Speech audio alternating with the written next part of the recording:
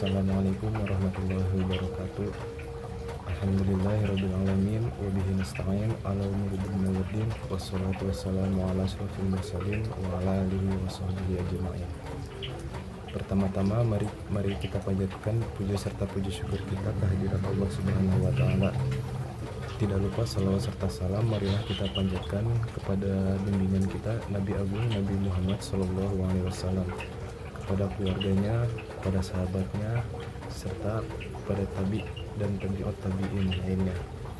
Juga kepada Bapak Haji Sofyan Muhlisin, SSC LLM, selaku dosen, mudah-mudahan selalu diberi kesehatan. Saya Akmal Maulana di sini ingin menjelaskan tentang tafsir ayat riba. Nah, tafsir ayat-ayat tentang riba itu menekankan pada larangan keras terhadap praktik riba dalam banyak bentuk. Contohnya itu kayak pinjaman ke bank yang pakai bunga atau cicilan yang pakai bunga. Contohnya kayak kita nyicil sepeda motor ke dealer atau nyicil HP ke konter. Itu kan biasanya pada pakai bunga, jadi nggak boleh. Terus ayat-ayat ini juga menegaskan bahwa riba adalah perbuatan yang haram, merugikan dan dapat mendatangkan azab di dunia maupun di akhirat. Terus riba juga dianggap sebagai bentuk penipuan dan eksploitasi terhadap orang lain, serta merusak tatanan ekonomi yang adil. Nah, ada beberapa poin penting dalam tafsir ayat-ayat riba. Yang pertama itu larangan keras. Dalam surat Al-Baqarah ayat 275 menegaskan larangan yang sangat tegas terhadap riba. Nah, ayat ini tuh menjelaskan bahwa orang-orang yang memakan riba itu seperti orang yang kesurupan setan, karena mereka bilang bahwa jual beli sama dengan riba, padahal Allah udah menghalalkan jual beli dan mengharamkan riba. Barang siapa yang mendapat peringatan dan berhenti dari riba, maka apa yang telah diperolehnya menjadi haknya dan urusannya diserahkan kepada Allah. Tetapi barang siapa yang terus-menerus memakan riba, maka ia akan menjadi penghuni neraka. Nah, riba itu juga ngerugiin diri kita sendiri gitu, baik secara keseluruhan, baik secara ekonomi maupun sosial. Kalau secara ekonominya itu contohnya kayak menghambat produktivitas, memicu krisis ekonomi, atau merusak sumber daya manusia. Kalau secara sosial itu contohnya kayak melemahkan solidaritas. Terus ada ancaman bagi para pelaku riba. Apa aja itu? Kayak ancamannya itu kayak kemiskinan, stres, ketidakstabilan ekonomi. Terus juga udah pasti bakalan dapat azab dari Allah. Terus tafsir ayat-ayat riba juga menekankan bahwa jual beli itu adalah transaksi yang halal dan diperbolehkan selama itu nggak ada unsur penipuan atau eksploitasi. Terus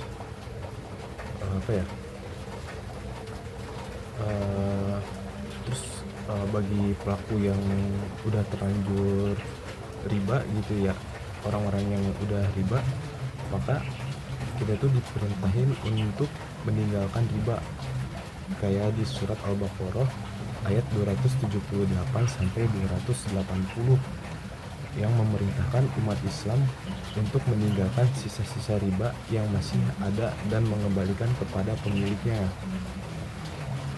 Jadi kesimpulannya itu, tafsir ayat-ayat tentang riba dalam Al-Quran menegaskan bahwa riba adalah perbuatan yang sangat dilarang dan termasuk dosa besar. Jadi riba itu benar-benar nggak boleh, teman-teman. Allah tuh udah mengharamkan riba karena dampaknya sangat-sangat buruk buat individu, buat diri kita sendiri ataupun masyarakat atau orang lain gitu ya kan. Dari sisi ekonomi maupun sosial, riba juga dianggap sebagai bentuk ketidakadilan, eksploitasi dan solidaritas dalam Islam. Riba itu dianggap sebagai bentuk ketidakadilan, eksploitasi dan penipuan yang bertentangan dengan prinsip keadilan dan solidaritas dalam Islam.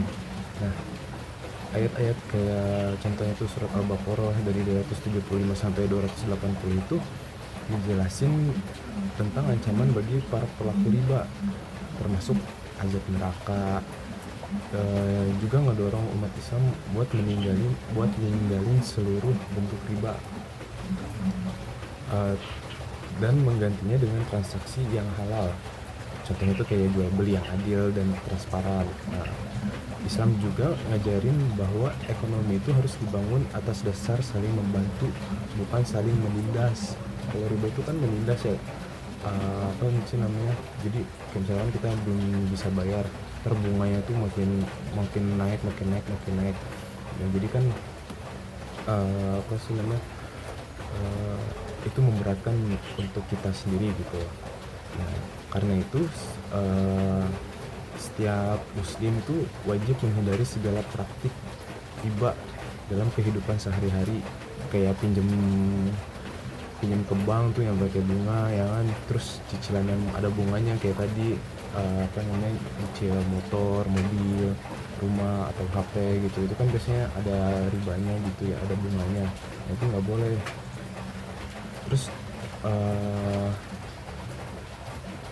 Terus kita juga harus berusaha membangun sistem ekonomi yang sesuai dengan prinsip-prinsip syariat. Mungkin cuma itu aja yang bisa saya sampaikan. Semoga bermanfaat untuk kita semua. Jika ada yang baik itu datangnya dari Allah semata, dan jika ada yang buruk itu datangnya dari diri saya pribadi. Mohon maaf atas kekhilafan tutur kata dan perbuatan. Semoga Allah membimbing kita ke jalan yang benar. Wabillahi taufiq wal hidayah. Wassalamualaikum warahmatullahi wabarakatuh.